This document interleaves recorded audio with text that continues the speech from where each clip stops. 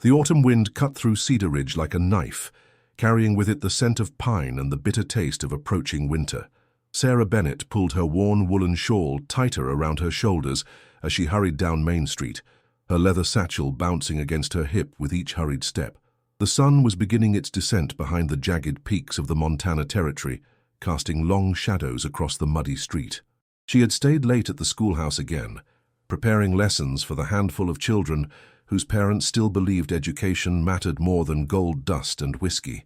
Most families had either fled Cedar Ridge when the Garrett gang took control 3 months ago, or had simply stopped sending their children to school, too afraid of what might happen if they crossed the outlaws who now ruled their town. Sarah's footsteps echoed hollowly on the wooden boardwalk as she passed the saloon. Through the grimy windows she could see the orange glow of oil lamps and hear the raucous laughter of men who had never known an honest day's work. Her stomach knotted with familiar dread as she recognized the voices of Bull Garrett and his crew. Well, what do we have here?" The voice made her blood freeze. She quickened her pace, but heavy boots thundered on the boardwalk behind her. "Miss High and Mighty schoolteacher thinks she's too good to say howdy to her neighbors." Bull Garrett stepped in front of her, blocking her path. He was a mountain of a man, well over 6 feet tall, with arms like tree trunks and a face that looked like it had been carved from granite with a dull chisel. His breath reeked of rot-gut whiskey and tobacco as he leaned down toward her. "Please, Mr. Garrett, I just want to go home," Sarah said, her voice barely above a whisper. She tried to step around him, but 2 more men emerged from the shadows. Snake Wilson, thin as a rail with dead eyes, and Tom Briggs, whose scarred hands told the story of too many bar-room brawls. "Now that ain't very neighborly," Bull said, his voice carrying a dangerous edge. "We've been trying to be friendly to you for months now, and you keep turning your nose up at us. That hurts a man's feelings, don't it, boys?" Snake Wilson let out a harsh laugh. "Real hurtful, boss. Maybe the lady needs a lesson in manners." Sarah's heart hammered against her ribs as the 3 men closed in around her. The street was empty. The decent folks had learned to stay indoors when the Garrett gang was drinking. Even Sheriff Coleman had disappeared weeks ago. Some said dead. Others claimed he'd simply run like a coward. "I haven't done anything to offend you," Sarah said, trying to keep the tremor out of her voice. "I'm just a schoolteacher trying to do my job." Bull's hand shot out and grabbed her wrist with crushing force. Your job is whatever I say it is, Princess. And right now, I'm thinking you need to learn some respect." He dragged her toward the hitching post in front of the saloon, where a small crowd of his men had gathered, drawn by the commotion. Sarah struggled against his iron grip, but she might as well have been fighting a locomotive. "Let me go," she cried out, her voice echoing off the wooden buildings. "Someone help me." The men laughed at her pleas. Bull Garrett pulled a coiled rope from his saddle and began fashioning it into a whip. "Nobody's going to help you, sweetheart. This town belongs to me now, and everyone in it does what I say. Time you learned that lesson." The first lash of the rope across her back sent fire through her entire body. Sarah fell to her knees in the mud, tears streaming down her face as the gang jeered and laughed. The sound of their cruel amusement mixed with her sobs carried on the mountain wind, traveling up into the high country where most men feared to tread. But there was one man who heard her cries, and for him, the sound awakened something that had been sleeping for far too long. Taitsiwapebu Chapter 2. The Mountain Man's Awakening. High up in the Rocky Mountains, where the air was thin and the silence broken only by the whisper of wind through pine needles, Jake Morrison sat perfectly still beside his campfire. His weathered hands paused in their work of cleaning his rifle as a sound drifted up from the valley below, a woman's scream, followed by cruel laughter that made his jaw clench with familiar rage. Jake was a man carved from the wilderness itself, 42 years old, with shoulders broad enough to block out the sun and hands that could snap a man's neck as easily as breaking kindling. His dark hair was streaked with premature silver, and his blue eyes held depths that spoke of loss too profound for words. 3 years ago he had been a different man, a rancher with a wife named Mary and a daughter named Emma. 3 years ago he had believed in justice and law and the basic goodness of people. Then the Comanche raid had taken everything from him, and Jake Morrison had died along with his family. What emerged from that burning ranch house was something harder, colder, and infinitely more dangerous. He had come to these mountains to escape the world of men, to live alone with his grief and his guilt. Up here, surrounded by peaks that touched the sky, he could almost forget the sound of Emma's laughter or the way Mary used to sing while she cooked breakfast. Almost. But now, as another scream echoed up from Cedar Ridge, Jake felt something stirring in his chest, something he thought had died in the ashes of his old life. He set down his rifle and stood, his massive frame unfolding like a mountain cat preparing to strike. Jake knew about the Garrett gang. He'd heard the stories from the occasional trapper or prospector, brave enough to venture into his territory, how they'd taken over the little mining town, driven out the law, and terrorized anyone who stood against them. He'd told himself it wasn't his problem, that he was done getting involved in other people's troubles. But this was different. This wasn't the sound of men fighting men. This was the sound of wolves tearing at a lamb. Another scream pierced the air, weaker this time, filled with exhaustion and despair. Jake's hands clenched into fists as memories flooded back. Memories of another woman's screams, another time when he hadn't been there when he was needed most. Not again, he whispered to the mountain wind. Never again. Jake moved with purpose now, gathering his weapons with the efficiency of a man who had learned to kill and kill well. His Colt .45 went into the holster at his hip, worn smooth from years of practice. His Winchester rifle, a weapon that had never missed its target in his hands, was slung across his back. A skinning knife, sharp enough to shave with, found its place in his boot. He saddled Thunder, his black stallion, a horse as wild and untamed as the man who rode him. The animal sensed his master's mood and stamped impatiently, eager for action after months of peaceful mountain living.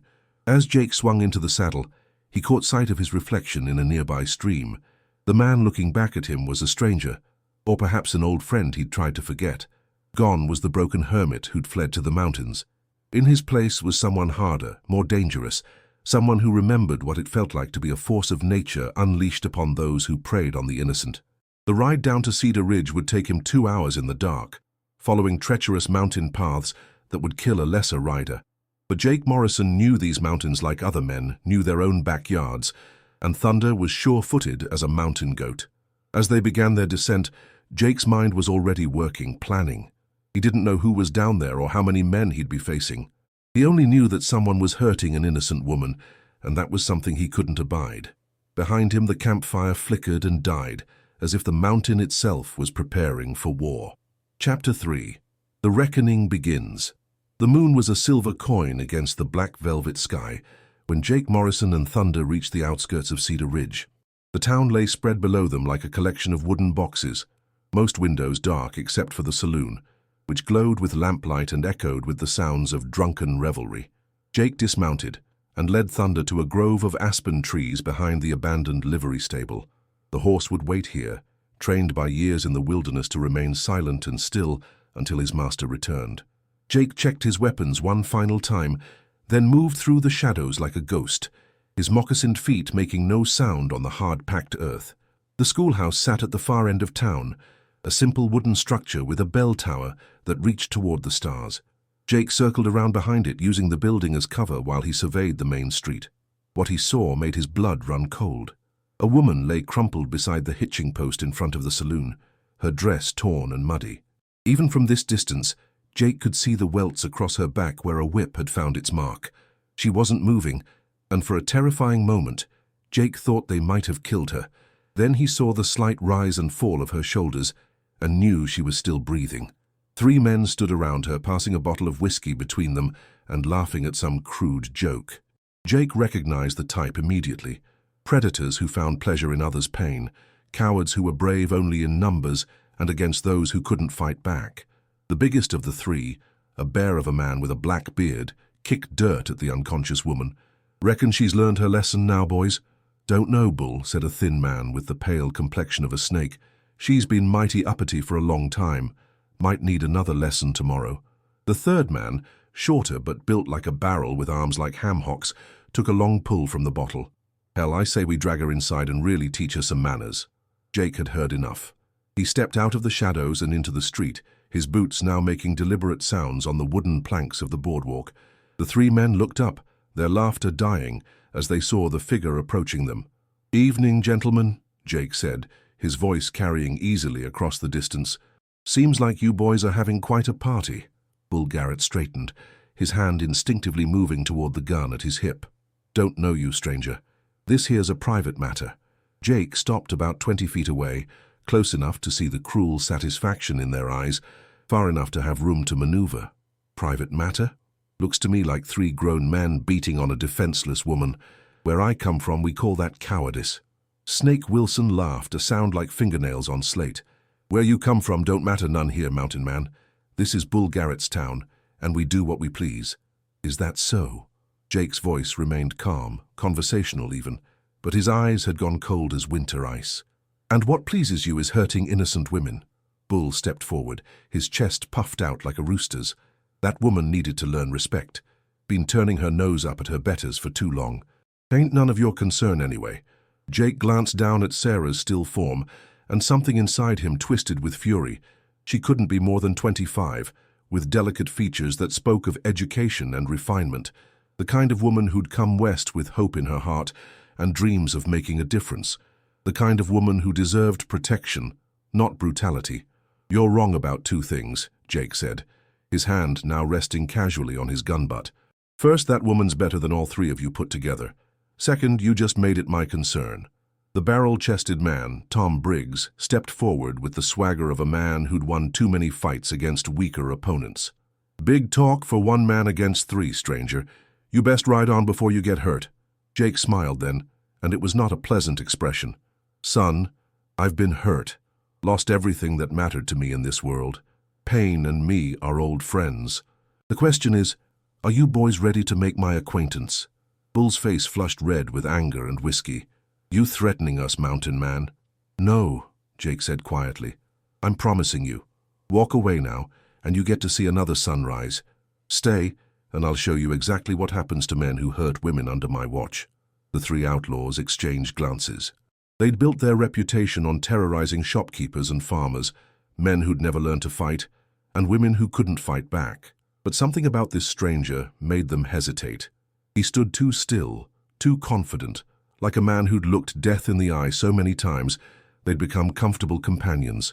Snake Wilson broke first, his hand darting toward his pistol. He was fast, faster than most men in these parts.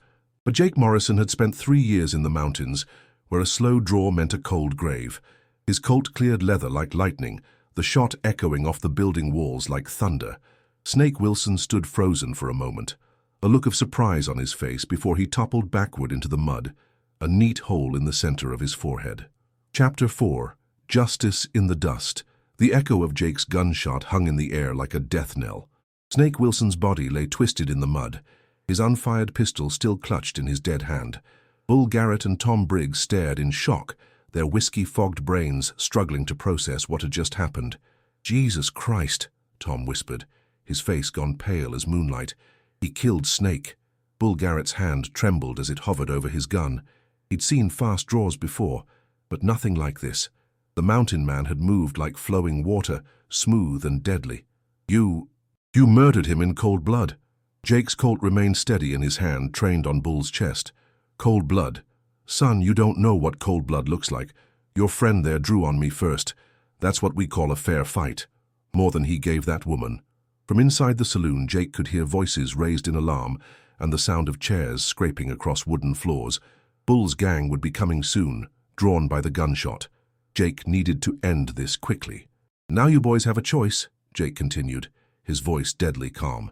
You can join your friend in the dirt, or you can get on your horses and ride out of this town tonight. Never come back. Tom Briggs looked from Snake's body to the Mountain Man's unwavering gun, then back to Bull. Sweat beaded on his forehead despite the cool mountain air.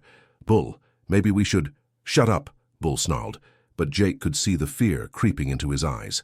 Bull Garrett was used to being the biggest, meanest dog in the yard. He wasn't prepared for a wolf.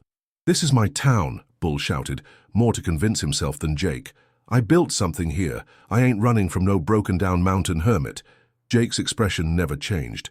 Your town? Built on fear and pain? That's not building, friend. That's just breaking things that were already whole.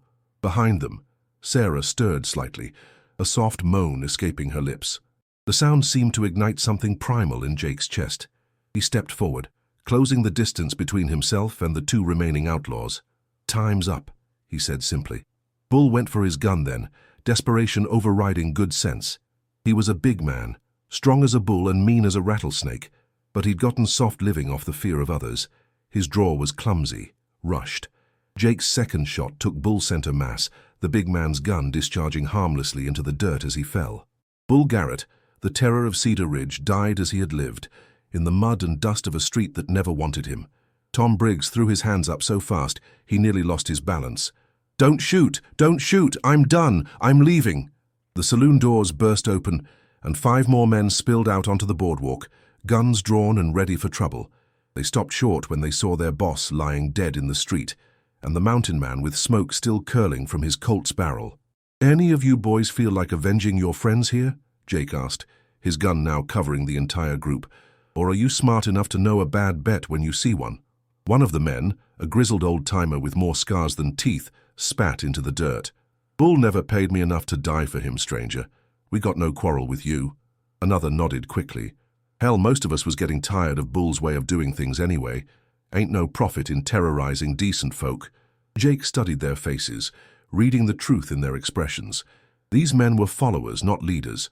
Without Bull to give them direction and Snake to do their thinking, they were just a collection of small-time criminals looking for an easy way out. "Then I suggest you boys pack up and move on," Jake said. "This town's had enough trouble." Tom Briggs was already backing toward his horse, his hands still raised. "We're going, mister. We're going right now." Jake watched as the remnants of the Garrett gang scrambled to collect their belongings and mount their horses. Within minutes, the sound of hoofbeats was fading into the distance, carrying with it 3 years of fear and oppression. Only when the last echo died away did Jake holster his gun and kneel beside Sarah. She was conscious now, her green eyes wide with pain and confusion as she looked up at him. "It's all right, miss," he said gently, his voice a stark contrast to the cold fury it had carried moments before. "You're safe now." Sarah tried to sit up and winced as the movement pulled at her injured back. Who are you?"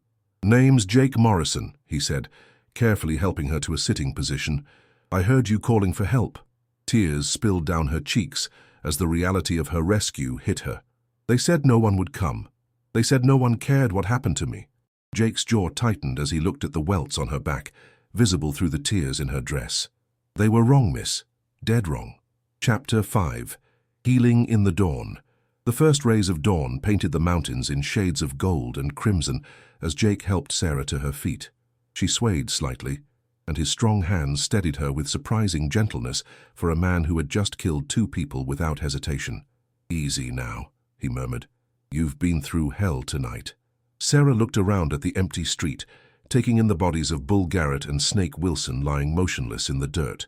A shiver ran through her that had nothing to do with the morning chill. "Are they really gone? All of them?" Jake nodded, scanning the horizon where the last of the fleeing outlaws had disappeared. "They won't be back. Cowards like that only prey on the helpless. When they meet real resistance, they scatter like leaves in the wind." As if summoned by the gunshots and commotion, doors began to creak open along Main Street. Cautious faces peered out from behind curtains and doorways, the honest folk of Cedar Ridge, who had been living in fear for 3 long months. Mrs. Henderson from the general store stepped onto her porch, her hand pressed to her mouth in amazement. Old Doc Patterson emerged from his clinic, his medical bag already in hand. "Miss Bennett," Doc Patterson called out, hurrying toward them with surprising speed for a man in his 70s. "Dear Lord, what have they done to you?" "I'm alive, Doctor," Sarah said, though her voice was weak and strained. "Thanks to Mr. Morrison here." More townspeople ventured out now, their faces showing a mixture of relief, amazement, and lingering fear. Jake noticed how they kept their distance from him, whispering among themselves. He was used to that reaction. 3 years of mountain living had given him a wild, dangerous appearance that made decent folk nervous. Doc Patterson examined Sarah's injuries with practiced hands, his face growing grimmer with each mark he found. "These wounds need proper cleaning and dressing," he said. "Can you make it to my clinic?" "I can carry her," Jake offered, but Sarah shook her head. "I can walk," she said with quiet determination. "I won't let them take that from me too." Jake admired her spirit even as he worried about her physical condition. She reminded him of Mary in that way, too proud to show weakness, even when she was hurt. The comparison sent a familiar stab of pain through his chest, but this time it was accompanied by something else, something that felt almost like hope. As they made their way slowly toward the clinic, more townspeople emerged. Mayor Collins, a portly man who had spent the last 3 months cowering in his house, came rushing up with tears in his eyes. "Miss Bennet, I'm so sorry," he babbled. "We should have protected you. We should have done something." "You did do something," Sarah replied, looking back at Jake. "You prayed, and sometimes prayers are answered in unexpected ways." At the clinic, Doc Patterson worked efficiently to clean and bandage Sarah's wounds, while Jake waited outside on the porch. The mountain man sat in an old rocking chair, his rifle across his knees, watching the sun climb higher over the peaks. He could hear the townspeople talking in hushed voices, trying to piece together what had happened. "Heard tell he's some kind of hermit lives up in the high country," one voice said. "My cousin saw him once trading pelts in Billings. Said he moved like a ghost and had eyes like winter. Well, ghost or not, he saved that poor girl's life." After an hour, Doc Patterson emerged, wiping his hands on a clean towel. "She'll be fine," he told Jake. "The wounds aren't as bad as they look, mostly surface damage. She's strong, that one, stronger than she knows." Jake nodded, relief washing over him. "Can I see her? She's asking for you." Jake found Sarah lying on her side in the clinic's small recovery room, her back neatly bandaged.